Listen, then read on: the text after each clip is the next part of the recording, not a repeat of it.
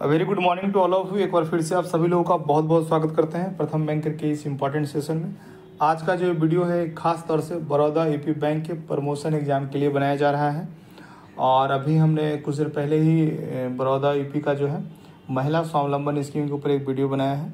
और अभी ये दूसरा वीडियो है बड़ौदा यूपी का ही बाई यस लोन स्कीम है, इसके ऊपर एक वीडियो है। और हम लोग कोशिश कर रहे हैं कि जितना भी आपके इंटरनल सर्कुलर्स हैं उसके ऊपर वीडियोज, उसके ऊपर नोट्स, उसके ऊपर एमसीक्यू जल्द से जल्द प्रिपेयर करें, क्योंकि आप लोगों का एग्ज़ाम होना है, भले 1.5 महीने का वक्त लगे, 1 महीने का वक्त लगे, ठीक है। जनरल बैंकिंग के ऊपर सारे टॉपिक्स के ऊपर video, notes, MCQ already course में अवेलेबल है। तो चूंकि इंटरनल सर्कुलर के ऊपर नहीं है, तो आप लोगों के एग्जाम में इंटरनल सर्कुलर और पॉलिसीज़ का भी बहुत इंपॉर्टेंट रोल है। तो इसी के लिए जो है हम लोग कंटिन्यू वीडियो बना रहे हैं। तो आइए स्टार्ट करते हैं। ये भी नया स्कीम है बड़ौदा यूपी का। जो भी पिछले 1-2 साल में नए स्कीम्स आए हैं, नए मॉडिफिकेशंस हुए हैं, आपके लिए बहुत ही ज़रूरी है, ठीक है। जब भी कोई न्यू लोन स्कीम पढ़िए तो कुछ फैक्चुअल डेटा हमेशा आपको याद रखना चाहिए, जैसे कि मिनिमम लोन कितना होगा, मैक्सिमम लोन कितना होगा, रेट ऑफ इंटरेस्ट कितना है, मोड ऑफ असेसमेंट क्या है, कितना % लोन दे सकते हैं, मार्जिन क्या है, ये सारी चीज़ें याद होनी चाहिए। हालांकि लोन स्कीम जब आप पढ़ते हैं तो आपको कंसेप्ट ही पता होना चाहिए, लेकिन सिर्फ एग्जाम के पॉइंट ऑफ व्यू से बात करें तो फैक्चुअल डेटा आपको हर हाल में याद रखना चाहिए, ठीक है। पहले हम लोग 8-9 स्कीम्स आपको पढ़ा देते हैं, फिर एक चार्ट आपको बना के हम लोग देंगे, एक चार्ट, ताकि सभी एक तरफ से सारा लोन स्कीम लिखा हो, एक तरफ सारा रेट ऑफ उसका क्या कॉलम्स बना करके, rate of interest, minimum loan, maximum loan, mode of assessment, जरूरी चीज़ें क्या क्या लेनी है, ये सारी चीज़ें हम लोग एक बार आपको बना के देंगे। तो ये स्टार्ट करते हैं इस इम्पॉर्टेंट लोन स्कीम के डिस्कशन को। Baroda UP by yes loan scheme, क्या इसका ऑब्जेक्टिव है, इस स्कीम को लाने की क्या ज़रूरत पड़ेगी, क्या ऑब्जेक्टिव अगर देखते हैं तो ऑब्जेक्टिव है empower young entrepreneurs to start and grow businesses, provide accessible financing and business development support, foster innovation and job creation across various sectors including technology, manufacturing, services and agriculture. Bridge the urban-rural divide by supporting young entrepreneurs in both urban and rural areas. 3-4 important चीज़ें जो समझ में आया है, ये एक तो young entrepreneurs को जो है बढ़ावा देने के लिए इस स्कीम को लाया गया है। तो इसका शायद जो एज का लिमिट है वो भी 21 से 40 है, मैंने देखा था। तो इसमें जो है यंग लोग जो हैं, युवा जो हैं, बिजनेस करना चाहते हैं, अपना उनको जो है बढ़ावा देने के लिए हम लोग ये इस स्कीम को लाए हैं। उनको आसानी से हम लोग एक्सेसिबल फाइनेंसिंग, मतलब इजीली जो है इंस्टीट्यूशनल फाइनेंसिंग करना है, बैंक से फाइनेंस देना है, ताकि वो आराम से बिजनेस कर सकें। ध्यान देना है ऐसे सेक्टर्स पे जहाँ जॉब क्रिएट हो सकते हैं, टेक्नोलॉजी के सेक्टर्स पे, मैन्युफैक्चरिंग में, सर्विसेज में और एग्रीकल्चर में। एग्री बिजनेस भी आजकल बहुत, एग्री प्रोसेसिंग में भी बहुत तरह की चीज़ें बन रही हैं। बिहार में, यूपी में, इन जगहों पे जो है जहाँ पे कि मिट्टी काफ़ी फर्टाइल है, तो इन जगहों पे एग्रीकल्चर रिलेटेड भी काफ़ी छोटे छोटे बिजनेस स्टार्ट हो रहे हैं। तो इन सभी लोगों को बढ़ावा देने के लिए जो है जो भी यंग लोग इस बिजनेस में आना चाहते हैं उनके लिए इस स्कीम को लाया गया है। Bridge the urban rural divide, जो जनरली क्या होता है कि शहरी क्षेत्रों में इस तरह के विकास ज़्यादा होते हैं, तो यहाँ पे जो है अर्बन और रूरल दोनों ही जगहों पे युवा लोग जो उद्यमी बनना चाहते हैं, एंटरप्रेन्योर बनना चाहते हैं, उनको अच्छे से एक्सेसिबल फाइनेंसिंग करना है, ताकि वो अपने बिजनेस कर सकें और देश के विकास में सहयोग कर सकें। आगे चलते हैं। पर्पस क्या है, इसमें 2 तरह का लोन है, एक स्टार्टअप लोन है और एक माइक्रो क्रेडिट फैसिलिटी है। तो दोनों में ज़्यादा अंतर नहीं है। माइक्रो क्रेडिट फैसिलिटी में क्या है कि मिनिमल डॉक्यूमेंटेशन, मतलब बहुत लेस डॉक्यूमेंटेशन के साथ लोन करना है, और इसमें क्या है प्रॉपर डॉक्यूमेंटेशन के साथ लोन करना है, और बहुत ज़्यादा अंतर नहीं है। क्लियर है। लोन का अमाउंट क्या है, कितना है, ये हम लोग आगे भी देखेंगे। हालांकि यहाँ भी लिखा हुआ है एज जो इस लोन में है वो 21 से 40 साल है, मैक्सिमम एज 40 ईयर है लोन लेने के लिए, और अमाउंट भी 5 लाख से 50 लाख तक तब है जब स्टार्टअप का लोन है, और 1 लाख से 5 लाख तक तब है जब माइक्रो क्रेडिट का लोन है। क्लियर। टारगेट ग्रुप कौन कौन से हैं, तो टारगेट ग्रुप है आपका all units engaged in the manufacturing, services, trading activity, eligible to be classified under MSME। उसके अलावा इंडिविजुअल लोन, इंडिविजुअल कोई आपका फर्म है, प्रोप्राइटरशिप है, पार्टनरशिप है, प्राइवेट लिमिटेड है, LLP है, 1 पर्सन कंपनी है, सारे लोग जो हैं एलिजिबल हैं, चाहे मैन्युफैक्चरिंग में अपना मैन्युफैक्चरिंग करते हो, सर्विसेज में करते हो या ट्रेडिंग एक्टिविटी है, इन सभी चीज़ में जो है एलिजिबल हैं इस MSME के अंदर लोन लेने के लिए। एक और इम्पोर्टेंट चीज़ है, एलिजिबल कौन कौन नहीं है। तो HUF, trust, society, partnership firm, फिर any of the partner is HUF है, उसको लोन नहीं देना है, इस स्कीम में वो एलिजिबल नहीं है। ट्रस्ट है वो भी एलिजिबल नहीं है, सोसाइटी है वो भी एलिजिबल नहीं है। पार्टनरशिप फर्म, ऐसा पार्टनरशिप फर्म जिसका एक भी मेंबर HUF में है, वो भी एलिजिबल नहीं है। क्लियर।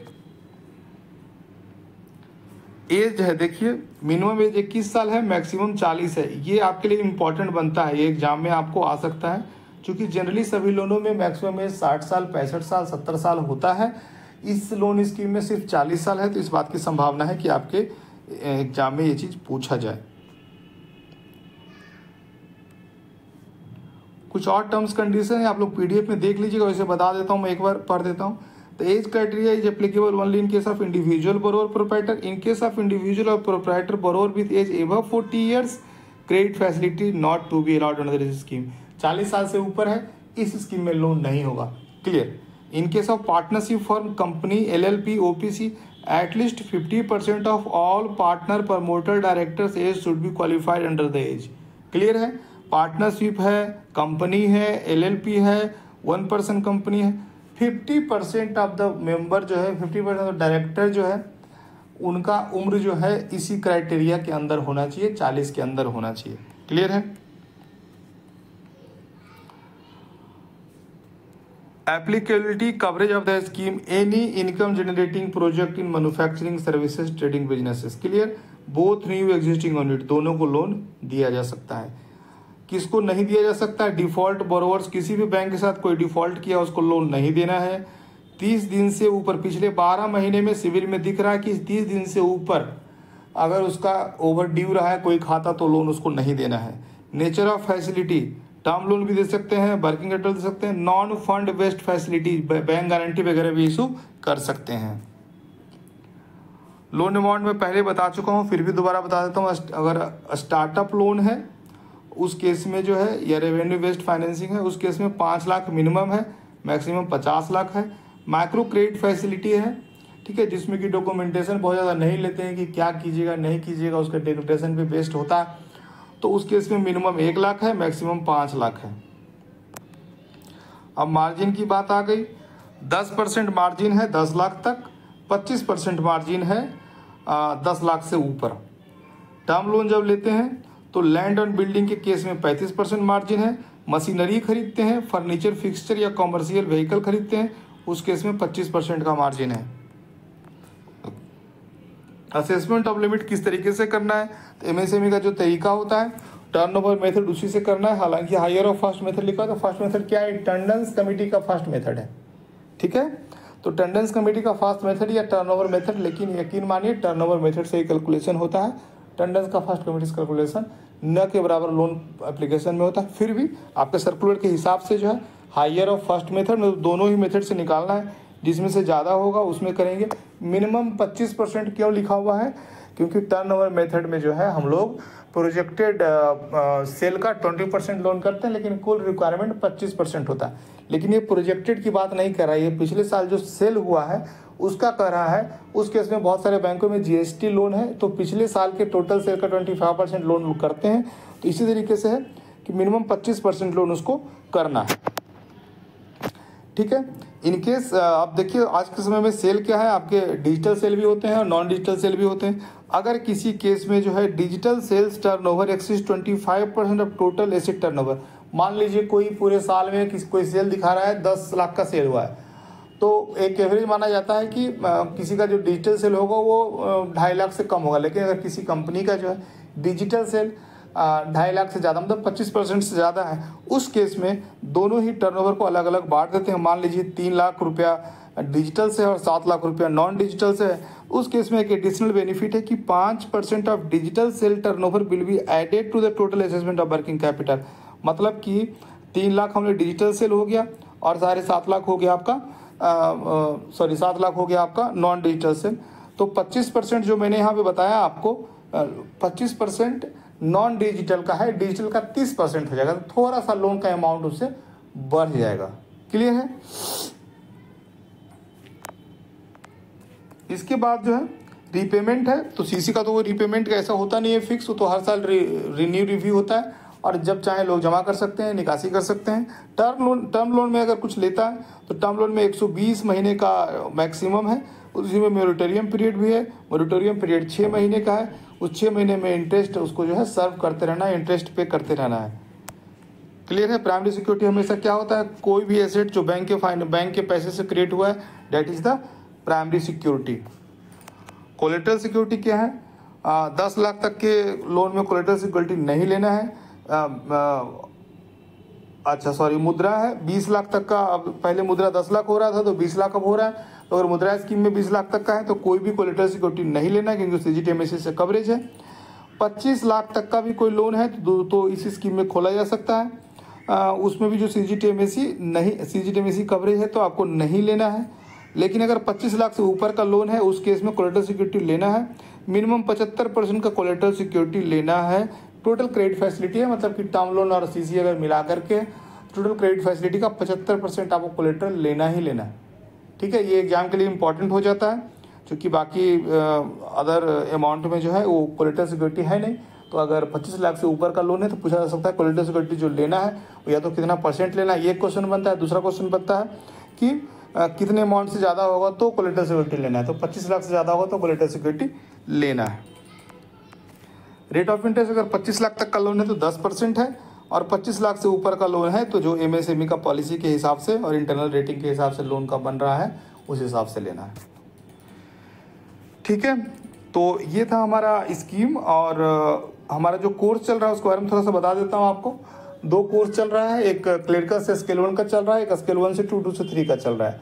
क्लरिकल से स्केल 1 का फीस जो है 1999 है, और स्केल 1 से 2 से 3 का जो फीस है वो 2499 है। बहुत ही एफोर्डेबल फीस है, बहुत ही अच्छा कोर्स डिजाइन किया गया है। अभी हमने उत्तर बिहार ग्रामीण बैंक का प्रमोशन का कोर्स चलाया था, बहुत ही अच्छा रिजल्ट हुआ। सारे जितने भी स्केल में टॉपर्स हैं, चाहे क्लरिकल में स्केल 1 से 2 में 2 से 3, सब हमारे ही इंस्टीट्यूट से थे।